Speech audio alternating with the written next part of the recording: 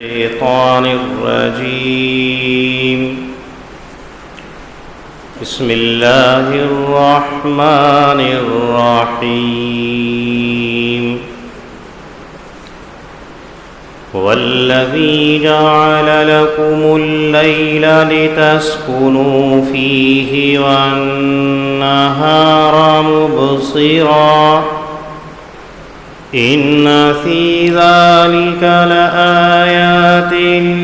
لقوم يسمعون. قالوا اتخذ الله ولدا سبحانه هو الغني له ما في السماوات وما في الأرض إن عندكم من سلطان بهذا أتقولون على الله ما لا تعلمون. قل إن الذين يفترون على الله الكذب لا يفلحون. متاع في الدنيا ثم إلينا مرجعهم ثم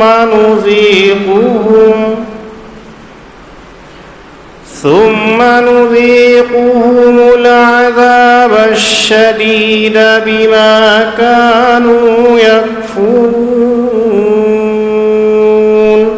صدق الله العظيم.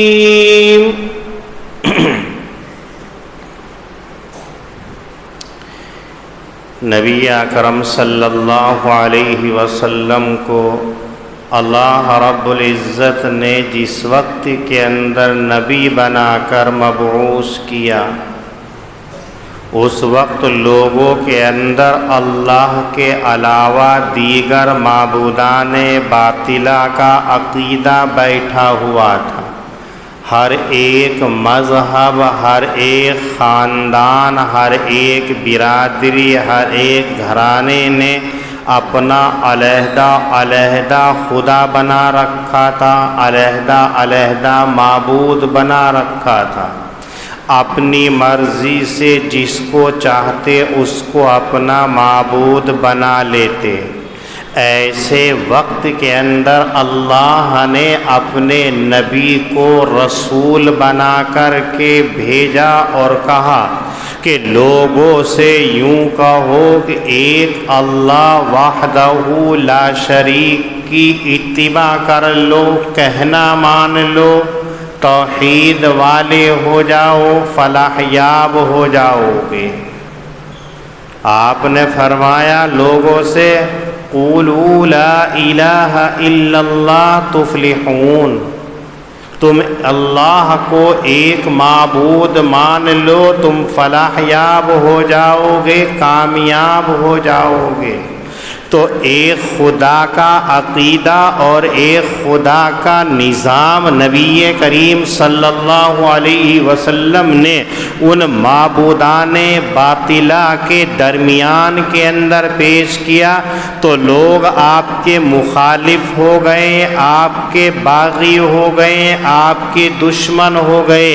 آپ کو مختلف طریقوں سے پریشان کرنا، کبھی تو قتل کرنے کی سازشیں رچتے، کبھی آپ کو شہر بدر کرنے کے بارے میں منصوبہ بناتے، کبھی راستوں کے اندر رکاوٹیں ڈالتے، لوگوں کو آپ کے قریب آنے سے روکتے، اور کبھی مجمع کے اندر آپ صلی اللہ علیہ وسلم سے بیہودہ سوالات کیا کرتے،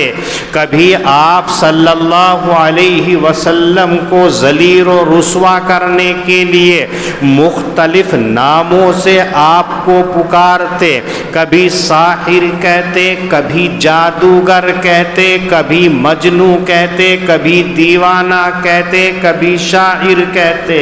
کبھی آپ کو بے دین کہتے. نہ جانے کیسی کیسی باتیں نبی کریم صلی اللہ علیہ وسلم کو کہتے، آپ سب برداشت کرتے.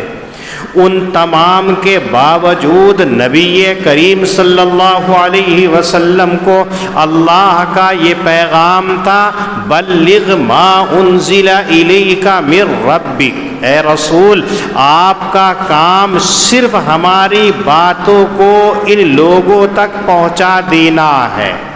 آپ کا کام ان کی باتوں پر دھیان دینا نہیں ہے، یہ آپ کو کیا کہہ رہے ہیں، ہمارے بارے میں کیا کہہ رہے ہیں، کیا کیا غلط نظریہ یہ رکھ رہے ہیں، آپ ان کی پرواہ نہ کیجئے، نہ یہ آپ کو ستا سکتے ہیں، نہ آپ کو گزن پہنچا سکتے ہیں، نہ آپ کی جان کے در پہ ہو سکتے ہیں، منصوبہ تو بنا سکتے ہیں لیکن آپ کو نقصان نہیں پہنچا سکتے ہیں، ہم آپ کی مدد، حمایت اور نصرت کے لیے ہمہ وقت تیار ہے۔ اس وقت کے اندر نبی کریم صلی اللہ علیہ وسلم ہی کی حالت لوگوں کو معلوم کہ آپ کتنے ان لوگوں کے لیے پریشان رہا کرتے تھے،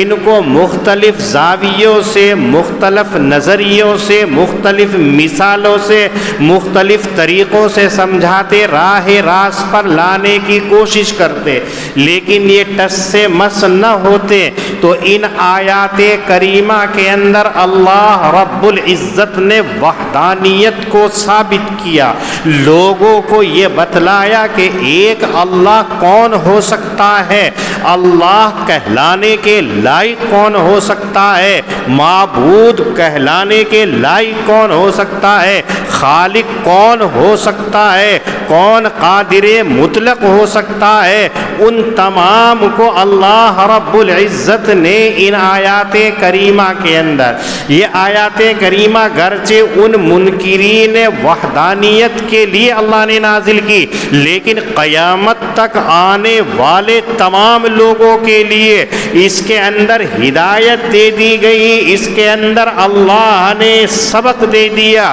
کہ تم لوگ اگر اللہ کے ماننے والے ہو، اگر تم لوگوں کے اندر عقل ہے، تدبر ہے، غور و فکر کی صلاحیت ہے، اگر تم سوجھ بوجھ رکھتے ہو تو دیکھو تم آرام کرتے ہو، تم کام کرتے ہو، آرام کرنا تمہاری ضرورت کی چیز ہے، کام کرنا تمہاری ضرورت کی چیز ہے، لیکن آرام اور کام کے لیے ہم نے دو چیزوں کو بنایا ہے، ایک بنایا ہے رات اور ایک بنایا ہے ہم نے دن۔ آپ تو یہ دیکھتے ہیں کہ رات آتی ہے تو بستر پر جا کر کے آرام کر لیتے ہیں، دن ہوتا ہے تو اٹھ کر کے ہم کام کاج میں لگ جاتے ہیں، اپنی مشغولیات اور مصروفیات کے اندر منہمک ہو جاتے ہیں، اپنے کاروبار کے اندر، تجارت اور معیشت کے اندر لگ جاتے ہیں،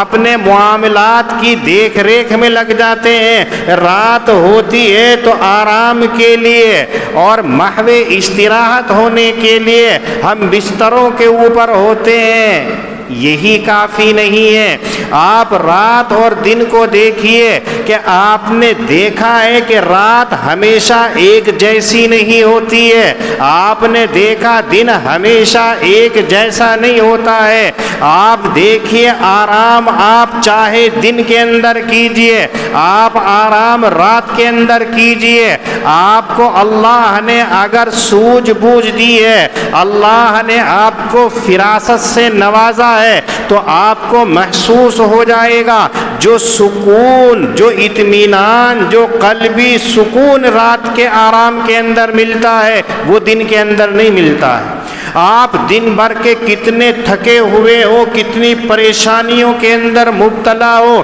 کتنے غموں کے اندر ہو، رات کو تھوڑے سے پہر کے لیے آرام کر لیجئے، آپ کا بدن تر و تازہ ہو جائے گا۔ دن کے اندر آپ آرام کریں گے تو وہ سکون حاصل نہیں ہوگا، لیکن آپ دن کے اندر کام کرتے ہیں، یہی کام آپ رات کو کیجئے تو رات کو کام کرنے کے اندر آپ کا جسم تھک کر کے چور ہو جاتا ہے، آپ کے بدن کے اندر کسلاہٹ اور سستی آنے لگتی ہے، آپ کام کرتے ہیں، کام کرتے ہوئے آپ کی آنکھوں کے اندر غنودگی آنے لگتی ہے، آپ کا بدن، آپ کا جسم کام کرنے کو قبول نہیں کرتا ہے۔ لیکن آپ جب دن کے اندر کام کرتے ہیں تو آپ کی دن کے کام کرنے کے اندر چستی ہوتی ہے، فرحت ہوتا ہے، انبساط ہوتا ہے، ایک سکون ہوتا ہے۔ یہ اللہ کا نظام قدرت ہے۔ آپ ان دن اور رات کے اندر غور کیجئے کہ کیسی نشانیاں ہم نے رکھی ہیں۔ دنیا کے کسی اور کے اندر یہ صلاحیت اور طاقت نہیں ہے کہ ان کے مقابلے کی کوئی چیز بنا کر کے پیش کر دے۔ آپ دیکھیے کہ آپ رات کو دیکھتے ہیں ہمیشہ ایک جیسی نہیں ہوتی ہے، کبھی چھوٹی ہوتی ہے، کبھی بڑی ہوتی ہے، کبھی لمبی ہوتی ہے، کبھی مختصر ہوتی ہے۔ کیوں؟ اس لیے کہ آپ اللہ کے ماننے والے ہو، آپ اللہ کی عبادت کرنے والے ہو، آپ ایمان کے اندر داخل ہو گئے تو اللہ نے اپنے حبیب کے ذریعے سے یوں کہا نصفہ او انقص منہ قلیلا، رات کے کچھ حصے کے اندر اٹھ کر کے ہم سے مناجات کر لیا کرو، رات کو کسی حصے میں اٹھ کر کے تہجد پڑھ کے ہم سے قریب ہو جایا کرو۔ اب وہ لوگ کہ جو دن بھر کام کرتے ہیں رات کو تھک کر کے سو جاتے ہیں، اگر ہمیشہ اللہ رات کو چھوٹی بناتا تو اللہ کے سامنے یہ عذر پیش کر سکتے تھے کہ اے اللہ اتنی مختصر رات بنائی، میں آرام کرتا یا آپ کے دربار میں کھڑا ہوتا۔ اللہ نے جاڑوں کے موسم کے اندر رات کو لمبی کر کے بتا دیا کہ تم کام کرنے کے بعد میں رات کے حصے کے اندر کتنی ہی عبادت کر لو، تمہارے سکون کے اندر، تمہارے استراحت کے اندر کوئی خلل واقع نہیں ہوگا۔ یہ اللہ کا نظام ہے کہ اللہ نے آپ کے لیے رات کو لمبی بنایا تاکہ اللہ کے یہاں کوئی عذر عبادت کے ترک کا پیش نہ کر سکو۔ اللہ نے رات کو مختصر بنایا اس لیے کہ انسان کا بدن تھوڑے سے حصے کے آرام کو چاہتا ہے۔ جو لوگ آلسی ہوتے ہیں، ناستک ہوتے ہیں، کچھ کام کے نہیں ہوتے، وہ تو پڑے رہتے ہیں، لیکن جو کام کرنے والے ہوتے ہیں ان کا بدن ایک حد تک ہی آرام چاہتا ہے اور اس کے بعد میں آپ کی آنکھ سونے سے انکار کر دیتی ہے، آپ کی کمر بستر پر لیٹنے سے انکار کر دیتی ہے، آپ کا بدن آرام کرنے سے انکار کرتا ہے۔ آپ نے لوگوں سے سنا ہوگا کہ رات کو کروٹیں بدلتا رہا، نیند نہیں آئی ہے۔ کیوں؟ اس لیے کہ بدن صرف ایک مقدار تک آرام چاہتا ہے، اس سے زیادہ نہیں ہے۔ تو رات چھوٹی بنا کر کے یہ بھی اللہ نے دکھلا دیا لِتَسْكُنُوا، کہ ہم نے رات کو اس لیے بنا دیا کہ تم اس کے اندر سکون حاصل کرو۔ تو پوری رات بھی تم نے اگر آرام کیا پھر بھی تمہارے لیے اب لمبا دن بنا دیا ہے کہ اس دن کے اندر آپ طویل سفر پر جا رہے ہو تو جا سکتے ہو۔ آج تو موٹر سائیکلوں کا زمانہ ہے، گاڑیوں ہوائی جہازوں کا زمانہ ہے۔ زمانہ ماضی کے اندر آپ جائیے، قافلے کی شکل کے اندر آپ قافلے کے ساتھ ساتھ راستے کو قطع کرتے ہیں، پیدل چل رہے ہیں، آپ کو دور منزل تک پہنچنا ہے۔ اگر مختصر دن بنا دیا جاتا تو رات تاریکی ہو جاتی، لٹیرے راہزن آپ کو لوٹ سکتے تھے، جانور آ کر کے درندے آ کر کے آپ کو نقصان پہنچا سکتے تھے۔ لمبا دن بنا کر کے یہ ثابت کر دیا ہے کہ آپ اس دن کی روشنی کے اندر آپ اپنی منزل تک آسانی سے سفر کر سکتے ہو۔ اس کے علاوہ اور بہت سارے ایسی نشانیاں اللہ نے رات اور دن کے اندر رکھی ہیں کہ جتنا انسان اس کے اندر غور کرتا چلا جائے گا، جتنا انسان اس کے اندر اپنی نظروں کو ڈالتا بڑھتا چلا جائے گا، اتنی نشانیاں اس کے سامنے آتی چلی جائیں گی کہ آپ روشنی سے فائدہ اٹھا رہے ہیں. آپ دنیا کی کیسی ہی روشنی بنا لو، لیکن جو روشنی اللہ نے سورج کی دن کے اندر رکھی ہے اس کا متبادل دنیا کے اندر نہیں ہو سکتا ہے. وہ روشنی آپ کو اجالا بھی دیتی ہے، وہ روشنی آپ کے پھلوں کو پکاتی بھی ہے، وہ روشنی آپ کے کاروبار میں معین و مددگار بھی ہوتی ہے. آپ کسانوں سے، کاشتکاروں سے، باغ والوں سے معلوم کیجئے کہ سورج کے نکلنے سے، دن کی روشنی سے ان کے پھلوں کے اندر کتنی رنگت آتی ہے، ان کے پھلوں کے اندر کتنا پکنا ہوا کرتا ہے، ان کی کھیتی اور کاشت کے اندر کتنی پیداوار ہوا کرتی ہے. یہ ساری چیزیں اللہ نے اس کے اندر بنائی ہیں. آپ ایسی متبادل چیز نہیں لا سکتے ہیں. یہ دن ایسے لیے بنایا کہ آپ اس میں چیزوں کو دیکھ بھی سکتے ہیں، کام بھی کر سکتے ہیں اور اپنے کاموں کو آگے ترقی بھی دے سکتے ہیں. اور رات اس لیے بنا دی کہ آپ آرام بھی کر سکتے ہیں، عبادت بھی کر سکتے ہیں اور سکون بھی حاصل کر سکتے ہیں. اس کے باوجود کچھ لوگوں کا نظریہ یہ ہوتا ہے کہ جن کی طبیعت کے اندر کجی ہوتی ہے، جن کی طبیعت کے اندر سلیم فطرت نہیں ہوتی ہے، جن لوگوں کا نظریہ ہی کمیاں ڈھونڈنا یا دوسری چیزوں کو پیش کرنا ہوتا ہے، انہوں نے اب بھی یہاں اللہ رب العزت کے لیے یوں کہہ دیا اتخذ اللہ ولدا، کہ اللہ نے اپنے لیے بیٹا ٹھہرا لیا ہے، اللہ نے اپنے لیے اولاد کو بنا لیا ہے. یہ ہر انسان جانتا ہے کہ بیٹے کی ضرورت سہارے کے لیے ہوتی ہے. بڑھاپے کے اندر سہارا بن جائے، جب ہاتھ پاؤں اعضاء قوا سب کام کرنا بند کر دے، ابھی سانسیں باقی ہیں، اپنی زندگی کے لمحات کو پورا کرنا ہے، اس وقت کے اندر ضرورت پڑتی ہے کوئی اس کا مددگار ہو، کوئی اس کا ناصر ہو، تو سب سے قریبی جو ہوتا ہے وہ اولاد ہوتی ہے. آج تو حال یہ ہے کہ والدین سب سے زیادہ نالاں اپنی اولاد سے ہوتے.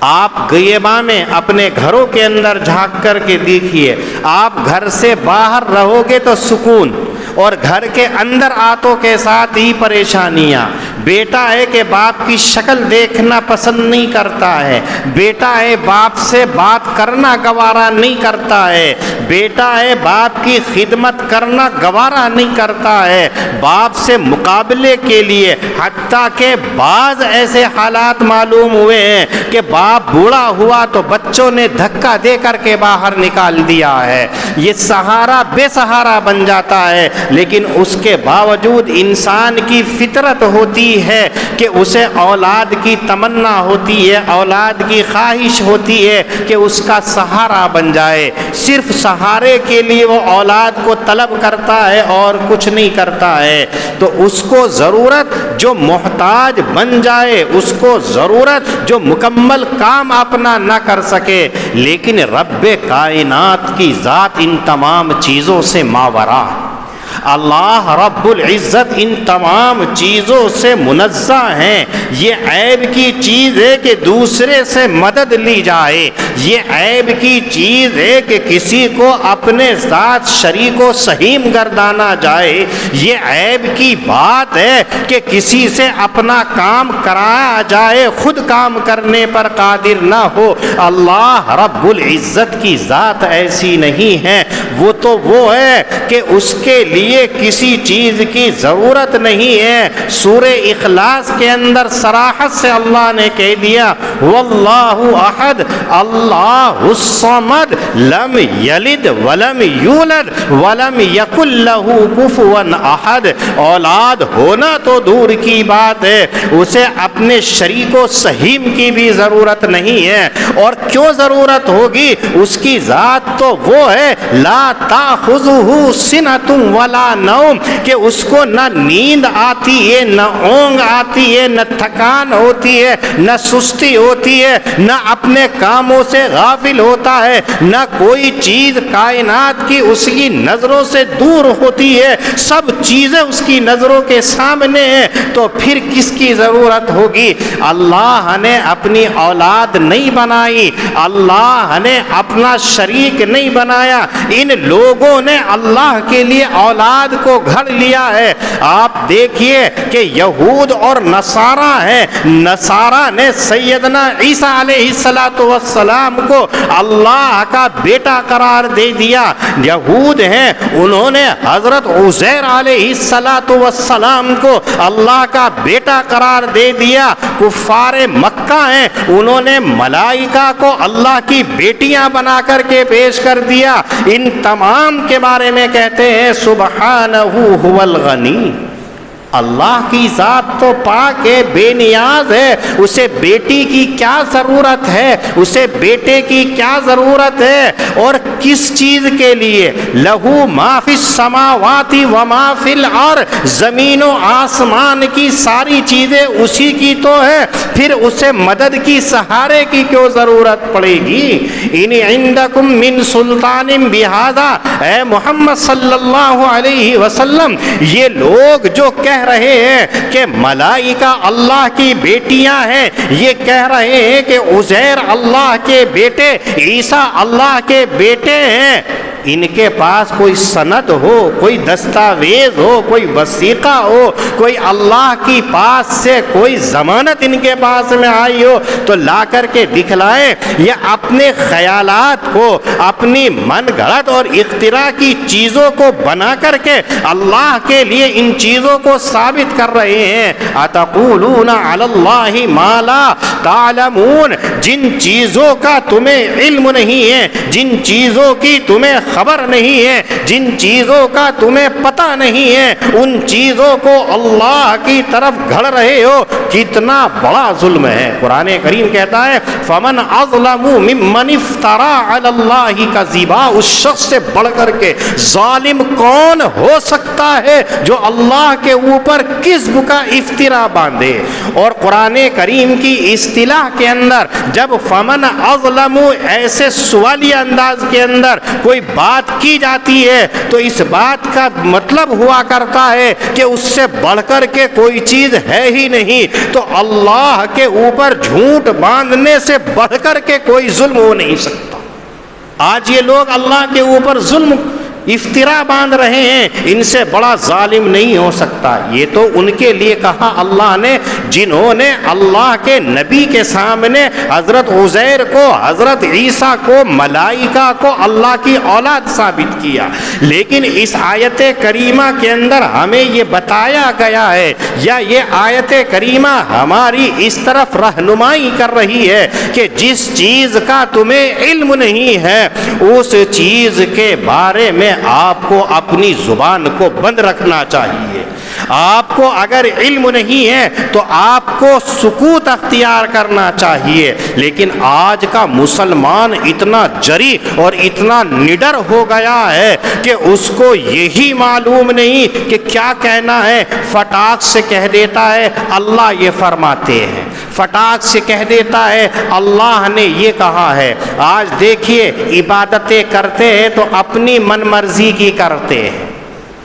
عبادتیں کر رہے ہیں تو اپنی من کی کر رہے ہیں، نمازیں پڑھ رہے ہیں تو اپنے طریقے سے، کوئی امام صاحب سے آ کر کے، کوئی مولانا صاحب سے آ کر کے اپنی نماز کی درستگی کی توجہ نہیں کرتا ہے، کبھی امام سے نہیں کہتا ہے کہ میری نماز کو سن لیجئے، میری نماز کو ٹھیک کرا دیجئے، کبھی آ کر کے قربانی کے سلسلے کے اندر رہنمائی حاصل نہیں کرتا ہے، کبھی زکوٰۃ دینے کا نمبر آتا ہے تو کبھی نہیں پوچھتا ہے، تقریبات ہو، شادی بیاہ کا موقع ہو، کبھی کسی عالم دین کے پاس جا کر کے یہ نہیں معلوم کرتا ہے کہ کون کون سی رسم شریعت کے اندر جائز ہیں اور کون سی جائز نہیں ہے، کون سا کام میرے لیے شریعت نے جائز رکھا ہے اور کس چیز کی نفی کی ہے۔ غمی کا ماحول ہو، اس وقت کے اندر کسی عالم سے نہیں معلوم کرتا ہے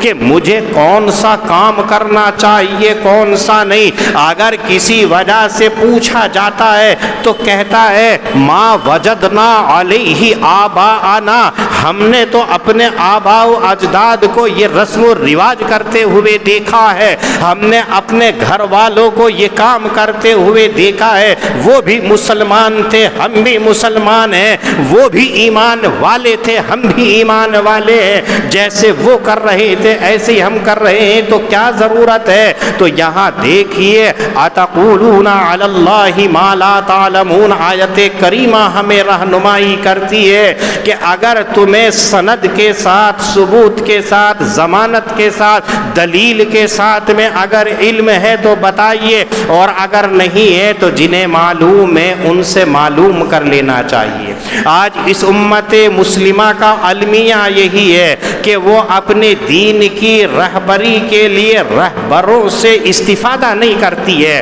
اپنی مرضی کی عبادت اپنی مرضی کے کام کرتی ہے، جو کام اس کی طبیعت میں آیا تو وہ کر لیا، شریعت کا کیا حکم ہے کچھ پتہ نہیں۔ گرچہ اللہ یہ کفار مکہ کے بارے میں کہہ رہے ہیں، منکرین توحید کے بارے میں کہہ رہے ہیں، لیکن حقیقت کے اندر یہ ہمیں بھی جھنجھوڑ رہی ہے۔ آج ہمارا حال یہی ہے کہ ہمیں دین کا پتہ نہیں، بس عبداللہ کے یہاں پیدا ہو گئے تو عبدالستار ہی ہے ہم، یہ پتہ نہیں ہے کہ عبدالستار کا مطلب کیا ہے، اللہ کو ایک ماننے کا مطلب کیا ہے۔ جب تم نے لا الہ الا اللہ کا اقرار کر لیا ہے تو اب اس کا مطلب کیا ہے؟ خالی زبان سے لا الہ الا اللہ لا الہ الا اللہ کہنے سے کیا آپ مومن ہو سکتے ہو؟ میرے دوستو ہرگز نہیں ہو سکتے ہو۔ قرآن کریم کے اندر اللہ نے کہا کہ تم مومن تبھی ہو سکتے ہو جب میرے رسول کی اتباع کرو گے، میرے رسول کے اسوے کو اپناؤ گے۔ رسول اکرم صلی اللہ علیہ وسلم نے کہہ دیا تم اس وقت تک مومن نہیں ہو سکتے ہو جب تک کہ تمہاری تمنائیں، تمہاری آرزویں، تمہاری خواہشات، تمہارا عمل میرے لائے ہوئے دین کے تابع نہ ہو جائے۔ آج ہم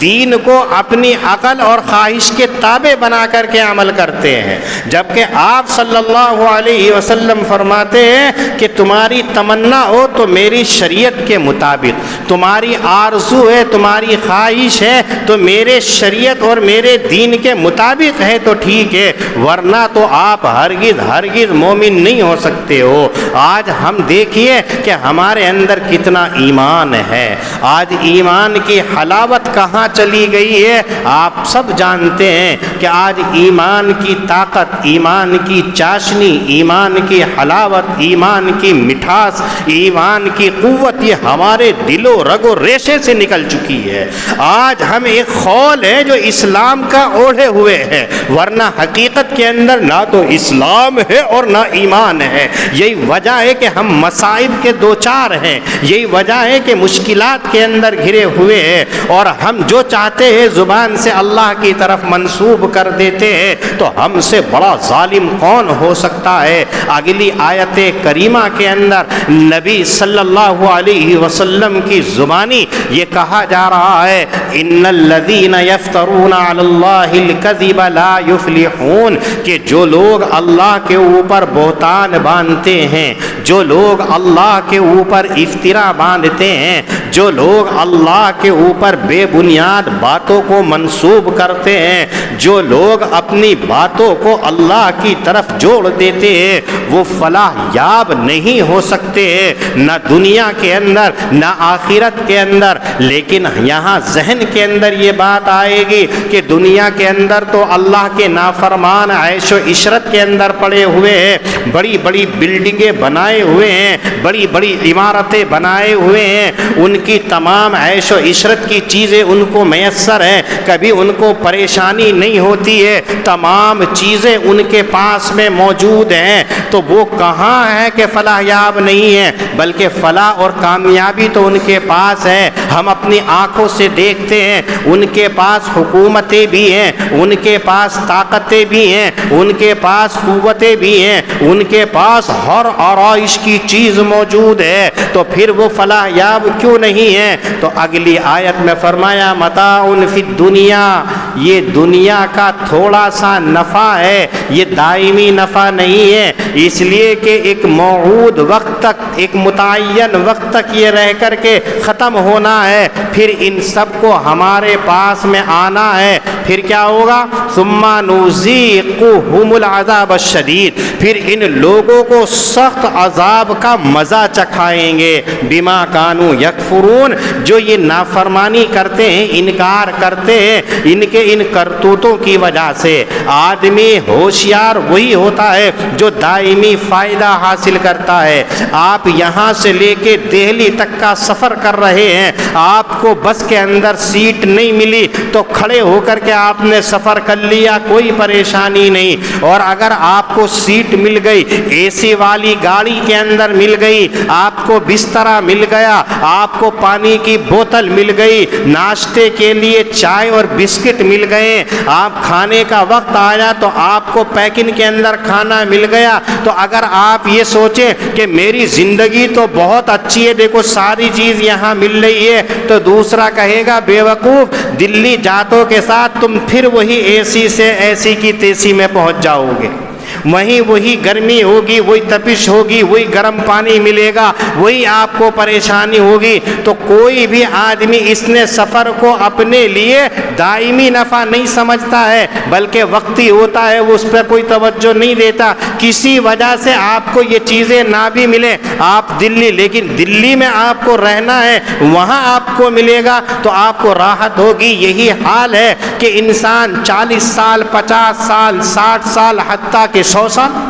اس سے زیادہ تو دنیا کے اندر رہنا نہیں ہے، اور جنت کے اندر ہے خالدین فیہا، ہمیشہ ہمیشہ رہنا ہے۔ تو اس کے مقابلے کے اندر اگر یہاں ذرا سی تمہیں پنکھا، کولر، اے سی وغیرہ کی سہولت مل گئی ہے تو یہ کوئی فلاح یابی نہیں ہے، یہ کوئی کامیابی نہیں ہے، اور پھر وہاں دائمی عذاب ہے جہنم کے اندر اگر آپ نے ایسے اعمال بد کیے، کتنا سخت ہوگا۔ اور قرآن کریم کی اصطلاح نذیق، ذاق یذوق، قرآن کریم کہتا ہے کوئی اچھی چیز حاصل ہوتی ہے تو اس کو ٹیسٹ، ذائقہ، لذت کہا جاتا ہے۔ ان کے عذاب کے اضافہ کرنے کے لیے اللہ نے ذائقہ کا لفظ استعمال کر کے بتا دیا کہ تمہیں سخت عذاب کا مزہ چکھنا ہے، تب پتہ چلے گا تمہارا حال کیا ہے۔ تم منکرین توحید بن رہے ہو، اللہ کے اوپر افترا باندھ رہے ہو، اس لیے ان تمام چیزوں سے اپنے آپ کو روکنا ہے۔ والذی جعل لکم اللیل لتسکنوا فیہ والنہار مبصرا، اللہ کی ذات وہ ہے کہ جس نے تمہارے لیے رات کو بنایا تاکہ تم اس میں سکون حاصل کرو، والنہار مبصرا، اور دن دیا دکھلانے والا، ان فی ذلک لآیات لقوم یسمعون، بلا شبہ اس کے اندر نشانیاں ہیں ایسی قوم کے لیے جو سنتی ہے۔ قالوا اتخذ اللہ ولدا، کہتے ہیں وہ لوگ کہ اللہ نے ٹھہرا لیا ہے بیٹا، سبحانہ هو الغنی، پاک ہے وہ تو بے نیاز ہے، لہو ما فی السماوات وما فی الارض، اسی کے لیے وہ تمام چیزیں جو آسمانوں کے اندر ہیں اور وہ تمام چیزیں جو زمینوں کے اندر ہیں۔ ان عندکم من سلطان بہذا، نہیں ہے تمہارے پاس کوئی سند اس بات کے اوپر، اتقولون علی اللہ ما لا تعلمون، سو جھوٹ کیوں باندھتے ہو اللہ کے اوپر جس کا تمہیں علم نہیں ہے۔ قل ان الذین یفترون علی اللہ الکذب لا یفلحون، اے محمد صلی اللہ علیہ وسلم آپ کہہ دیجئے بلا شبہ وہ لوگ جو اللہ کے اوپر جھوٹ کا افترا کرتے ہیں فلاح یاب نہیں ہوں گے۔ متاع فی الدنیا، یہ دنیاوی تھوڑا سا نفع ہے، اٹھا لو۔ ثم الینا مرجعہم، پھر ہماری ہی طرف ان تمام کو لوٹنا ہے۔ ثم نذیقہم العذاب الشدید، پھر ہم ان کو سخت عذاب کا مزہ چکھائیں گے۔ بما کانوا یکفرون، بسبب ان کے نافرمانی کرنے کے۔ اللہ پاک ہم سب کو دین کی صحیح سمجھ عطا فرمائے۔ وآخر دعوانا ان الحمد للہ رب العالمین۔